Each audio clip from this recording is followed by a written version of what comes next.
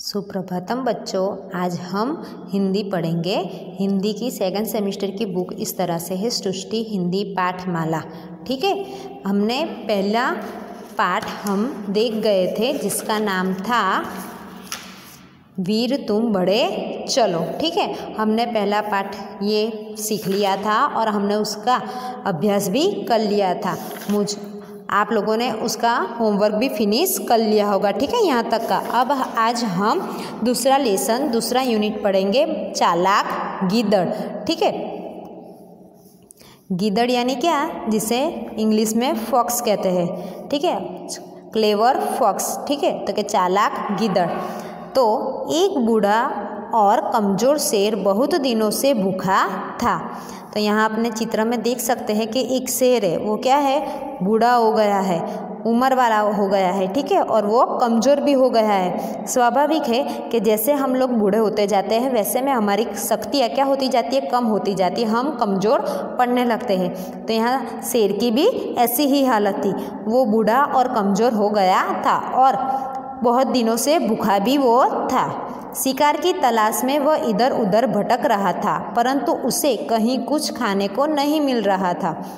अब वो क्या कर रहा था, भूखा था इतने दिनों से, तो वो शिकार की तलाश यानी उसके खाने की तलाश। ठीक है, शेर कैसे खाना खाते हैं, तो वो किसी जानवर को मारते हैं, उसका शिकार करते हैं, उसको मार के फिर वो खाते हैं।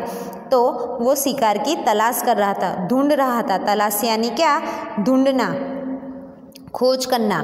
तो तलाश में वह इधर उधर भटक रहा था, इधर उधर घूम रहा था, परंतु उसे कहीं कुछ खाने को नहीं मिल रहा था।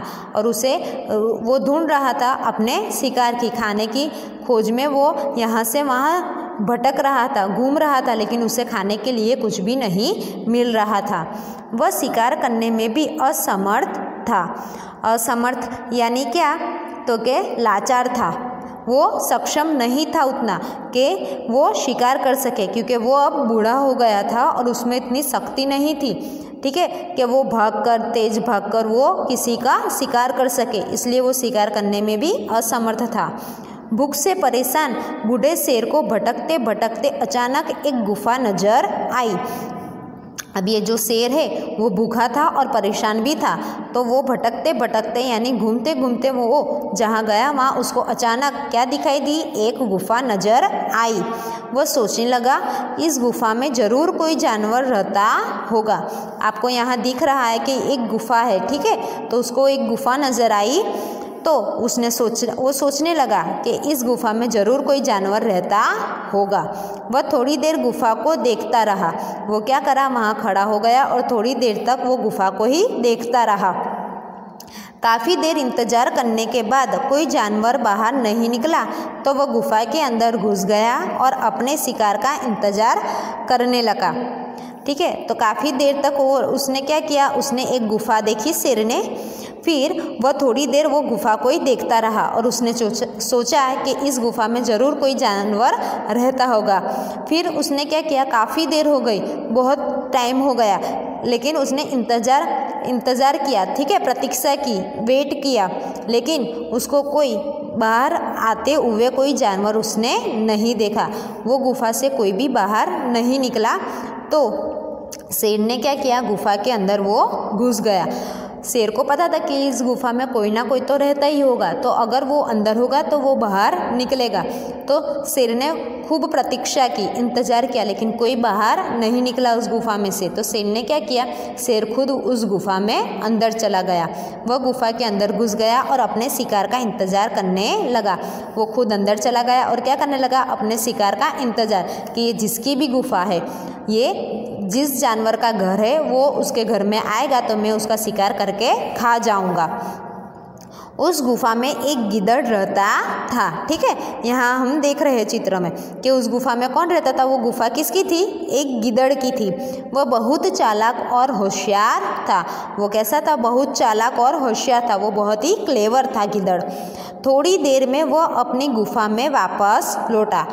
थोड़ी देर हो गई, फिर वो क्या हुआ, अपनी गुफा में वापस आ गया, उसके घर वो वापस आ गया। जैसे हम भी कहीं बाहर जाते हैं अपने घर से, ठीक है, वो कहीं घूमना हुआ, कहीं फिरना हुआ, कहीं खाने जा रहे हैं या स्कूल जा रहे हैं, किसी की शादी में जा रहे हैं, बाहर घूमने जा रहे हैं, लेकिन फिर भी हम क्या करते हैं, वापस तो अपने घर वापस आते ही है। इस तरह से ये गिद्दड़ भी बाहर गया था, लेकिन थोड़ी देर के बाद वो क्या हुआ, गुफा में वापस लौटा। गुफा के पास उसे किसी के पैरों के निशान दिखे, जैसे कि यहाँ चित्र में हम देख रहे हैं। उसने क्या देखा, गुफा के बाहर, ये गुफा का गेट है, ठीक है, दरवाज़ा है, उसका अंदर जाने का रास्ता है। तो वहाँ गिद्दड़ देखता है कि यहाँ किसी के क्या है, पैरों के निशान दिख रहे हैं। जैसे आप भी अगर किसी मिट्टी में जाओ, ठीक है, गीली मिट्टी हो या आपके पैर गंदे हो, तो आप चलोगे तो आपके पैरों के निशान ज़मीन पे लग जाते हैं, जैसे कि इस शेर के लगे हुए हैं। तो उसने देखा कि यहाँ किसी के पैरों के निशान हैं। उसने उन निशानों को ध्यान से देखा। उसने क्या किया, खूब ध्यान से उस निशानों को देखा। वहाँ अंदर जाने के निशान तो थे, पर वापस आने के नहीं। उसने ध्यान से देखा तो ये पैर का पंजा हमको दिख रहा है कि इस तरफ जा रहे हैं, ठीक है, लेकिन वापिस नहीं आ रहे। तो उसे पता चल गया कि मेरी गुफा में कोई अंदर गया है लेकिन बाहर नहीं निकला। उसका मतलब क्या है कि अभी भी कोई मेरी गुफा में ही है। ये किसी बड़े जानवर के पैरों के निशान थे।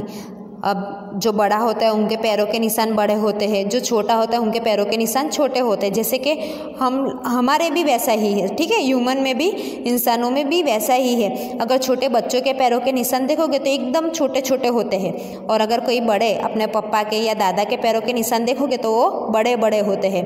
तो ये शेर के निशान थे, ठीक है। तो शेर भी एक बड़ा जानवर है। तो गिद्दड़ ने सोचने लगा कि ये निशान किसी बड़े जानवर के लग रहे हैं।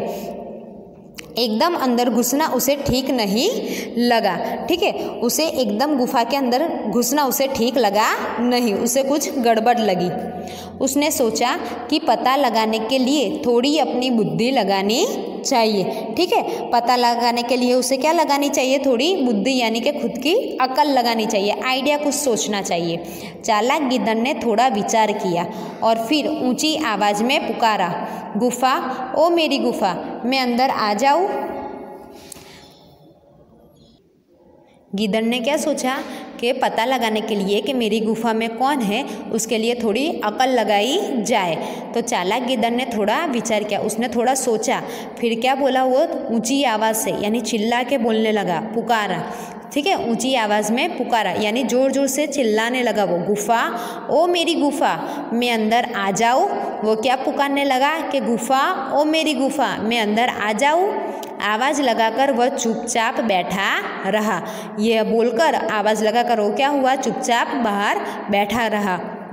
जैसे कि हम अगर अपने घर में जाए तो हम अगर घर को बोलेंगे, घर, ओ घर, क्या मैं अंदर आऊँ, इस तरह से गिद्दड़ ने भी क्या किया, गुफा के बाहर चिल्लाया कि गुफा, ओ मेरी गुफा, मैं अंदर आ जाऊँ, और फिर बाहर बैठ गया।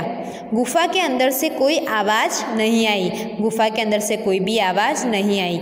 गिद्दड़ फिर बोला, तू तो हमेशा मेरा स्वागत करती है, मुझे बुलाती है, आज तो तू मुझे बुला भी नहीं रही, बोलती भी नहीं है। आज नहीं बुलाना तो मत बुलाओ, मुझसे मत बोलो, मैं दूसरी गुफा में चला जाता हूँ, ठीक है। तो अगर अंदर से कोई भी आवाज़ नहीं आई, फिर गिद्दड़ फिर से बोला कि तू तो हमेशा मेरा स्वागत करती है।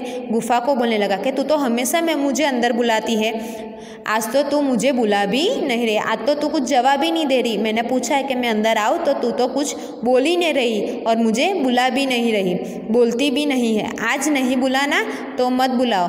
गिद्दड़ क्या बोलता है गुफा को कि आज तुझे मुझे नहीं बुलाना, तू तो हमेशा बुलाती है, आज नहीं बुलाना तो मत बुला, मुझसे मत बात कर, मैं क्या करूँगा, मैं कोई दूसरी गुफा में चला जाता हूँ। शेर सोचने लगा, गुफा तो गिद्दड़ को रोज बुलाती है, आज मेरे डर से नहीं बुला रही। अब शेर को क्या लगता है कि ये गुफा रोज गिद्दड़ को अंदर बुलाती है, लेकिन आज शायद मैं अंदर हूँ तो मेरी डर से वो गिद्दड़ को अंदर नहीं बुला रही, क्योंकि गुफा को ऐसा लगता है कि गिद्दड़ अंदर आएगा तो शेर उसे खा जाएगा, इसलिए मेरे डर से गुफा आज उस गिद्दड़ को नहीं बुला रही, ऐसा शेर सोचता है। अगर मैंने नहीं बुलाया तो वह चला जाएगा। शेर क्या सोचता है कि अगर मैंने नहीं बुलाया तो वो क्या होगा, गीदड़ चला जाएगा किसी और गुफा में, मैं उसे बुलाता हूँ। यह सोचकर शेर बोला, आओ आओ मेरे दोस्त, अंदर आ जाओ। यह सोचकर शेर ने सोचा कि अगर मैं उसे नहीं बुलाऊंगा तो गीदड़ क्या होगा, चला जाएगा, तो मैं ही उसे अंदर बुला लेता हूँ। तो शेर बोलने लगा कि आओ आओ मेरे दोस्त, अंदर आ जाओ। शेर की आवाज़ सुनते ही गीदड़ यह कहते हुए भागा, मूर्ख शेर, मैंने गुफा को कभी बोलते नहीं सुना। अब शेर की आवाज़ आई तो गीदड़ को पता चल गया कि अंदर कौन बैठा है, शेर बैठा है। और उसकी आवाज़ सुनकर ही गीदड़ क्या करने लगा, भागा। और क्या कहकर भागा कि मूर्ख शेर, मूर्ख यानी क्या, बेवकूफ़, बेवकूफ़ शेर, मैंने गुफा को कभी बोलते नहीं सुना। आपको भी पता है कि गुफा कभी भी बोल नहीं सकती। जैसे कि आप अपने घर में जाके या कार में जाओगे और आप बोलोगे कि क्या मैं अंदर आऊँ, तो क्या घर और कार आपको जवाब देगी कि हाँ आओ या ना आओ। क्यों? क्योंकि वो निर्जीव वस्तु है, ठीक है, नॉन लिविंग थिंग्स है, इसलिए वो आवाज़ नहीं देता। तो गीदड़ ने बोला कि मैंने गुफा को कभी बोलते नहीं सुना। शेर बाहर निकलकर अपनी मूर्खता की वजह से अपने शिकार को भागते देखता ही रह गया। शेर ने बाहर, अब क्या हुआ, गीदड़ तो वहाँ से भाग गया, तो शेर गुफा से बाहर निकला और उसकी मूर्खता, ठीक है, उसने सोचा कि मैं क्या हूँ, फूल हूँ, मैं मूर्ख हूँ। तो उसकी मूर्खता की वजह से उसने शिकार को भागते देखता ही रह गया। गिद्दड़ जो भाग रहा था वो उसे देखता ही रह गया और वो बूढ़ा और कमज़ोर था, इसलिए वो तेज़ी से भागकर उसे पकड़ भी नहीं सकता था। ठीक है, तो यहाँ पर अपना ये लेसन चालाक गिद्दड़ फिनिश होता है। यह जो कहानी है वो पंचतंत्र की कहानियों पर आधारित है, उसमें से ली गई हुई है।